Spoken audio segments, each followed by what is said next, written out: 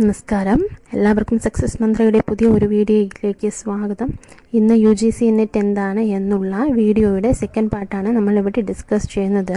അതിനു മുമ്പായി നിങ്ങൾക്ക് ഈ വീഡിയോ ഉപകാരപ്പെടുന്നുവെങ്കിൽ സബ്സ്ക്രൈബ് ചെയ്യാനും വീഡിയോ മുഴുവനായി കാണാനും ശ്രമിക്കുക. നമുക്ക് വീഡിയോയിലേക്ക് കടക്കാം. ആദ്യ ഭാഗം കാണാത്തവർക്കായി ലിങ്ക് ഡിസ്ക്രിപ്ഷനിൽ കൊടുത്തിട്ടുണ്ട്, കണ്ടു നോക്കുക. ഇന്ന് നമ്മൾ UGC net exam pattern, eligibility, പിന്നെ മാർക്കിംഗ് സിസ്റ്റം എന്നിങ്ങനെയുള്ള 3 ടോപ്പിക്സാണ് ഡിസ്കസ് ചെയ്യുന്നത്. എക്സാം പാറ്റേൺ ആണ് ആദ്യം. പരീക്ഷ ആകെ 3 മണിക്കൂറാണ് ഡ്യൂറേഷൻ എന്ന് പറയുന്നത്. ആകെ 150 ചോദ്യങ്ങൾ ഉണ്ടാകും. 150 ചോദ്യങ്ങൾ 300 മാർക്കിനായിരിക്കും നൽകുക. ഓരോ ചോദ്യത്തിനും 2 മാർക്ക് വീതമാണ് ശരി ഉത്തരങ്ങൾക്ക് ലഭിക്കുന്നത്. നെഗറ്റീവ് മാർക്കില്ല എന്നുള്ളത് വളരെയധികം ശ്രദ്ധിക്കുക. മോഡ് ഓഫ് എക്സാം എന്ന് പറയുമ്പോൾ ഇപ്പോൾ വീണ്ടും കമ്പ്യൂട്ടർ ബേസ്ഡ് എക്സാമാണ് വരുന്നത്.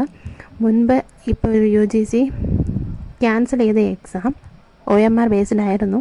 ഇപ്പോൾ വീണ്ടും ഡിസംബർ ബാച്ചിലേക്ക് വരുന്നത് കമ്പ്യൂട്ടർ ബേസ്ഡ് ടെസ്റ്റാണ് വീണ്ടും അവർ തീരുമാനിച്ചിരിക്കുന്നത്. നെക്സ്റ്റ് സബ്ജക്ട്സ് ആകെ 83 സബ്ജക്ട്സാണ് UGC പ്രൊവൈഡ് ചെയ്യുന്നത്. അത് വിദ്യാർത്ഥികളുടെ അഭിരുചിക്കും ഡിഗ്രിയുടെ സ്വഭാവം അനുസരിച്ച് നിങ്ങൾക്ക് തന്നെ തിരഞ്ഞെടുക്കാൻ കഴിയും. ഫസ്റ്റ് പേപ്പറിൽ 2 മാർക്ക് വീതമുള്ള 50 ചോദ്യങ്ങളും സെക്കൻഡ് പേപ്പറിൽ 2 മാർക്ക് വീതമുള്ള 100 ചോദ്യങ്ങളും ഉണ്ടാകും. പ്രത്യേകം ശ്രദ്ധിക്കുക, ഫസ്റ്റ് പേപ്പറിൽ 2 മാർക്ക് വീതമുള്ള 50 ചോദ്യങ്ങളും സെക്കൻഡ് പേപ്പറിൽ 2 മാർക്ക് വീതമുള്ള 100 ചോദ്യങ്ങളും ഉണ്ടാകും. JRF അല്ലെങ്കിൽ നെറ്റ് യോഗ്യത ലഭിക്കണമെങ്കിൽ എന്താണ് അതിൻ്റെ മാനദണ്ഡം എന്നുള്ളത് ഒരുപാട് പേർക്ക് ഉള്ള ഡൗട്ടാണ്. എത്ര മാർക്ക് വാങ്ങണം എന്നുള്ളതൊക്കെ ഒരുപാട് പേരുടെ സംശയമാണ്. അതിനൊരു ഉത്തരം എന്ന് പറയുമ്പം വേറെ ക്രൈറ്റീരിയാസ് ഒന്നുമില്ല.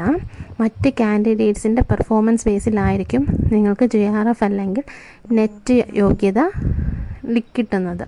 അതായത് നിങ്ങൾ 2% വളരെ കൃത്യമായിട്ട് ഓർത്തിരിക്കുക. 6% and 1% മനസ്സിൽ എപ്പോഴും ഓർത്തിരിക്കേണ്ട 2% ആണ്.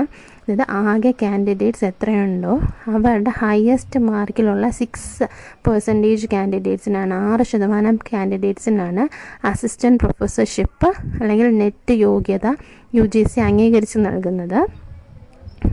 പിന്നെ ഈ ഹയസ്റ്റ് മാർക്ക് ഉള്ള ഈ 6% തന്നെ വരുന്ന 1% കാൻഡിഡേറ്റ്സിനാണ് JRF അല്ലെങ്കിൽ റിസർച്ച് ഫെലോഷിപ്പ് UGC നൽകുന്നത്.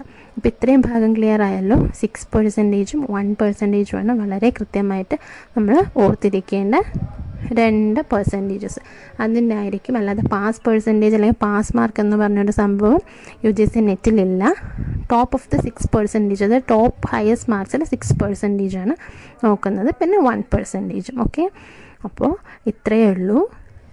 ഇത്രയാണ് നമ്മൾ പറയാമെന്ന് പറഞ്ഞ ടോപ്പിക്ക്. ഇപ്പോൾ ഇത്രയും ആണ് UGC നെറ്റ് അല്ലെങ്കിൽ JRFനെ കുറിച്ച് നിങ്ങൾ അറിഞ്ഞിരിക്കേണ്ട അടിസ്ഥാനപരമായിട്ടുള്ള കാര്യങ്ങൾ. ഇനി ഡൗട്ട്സ് എന്തെങ്കിലും ഉണ്ടെങ്കിൽ കമൻറ്റ് ചെയ്യുക.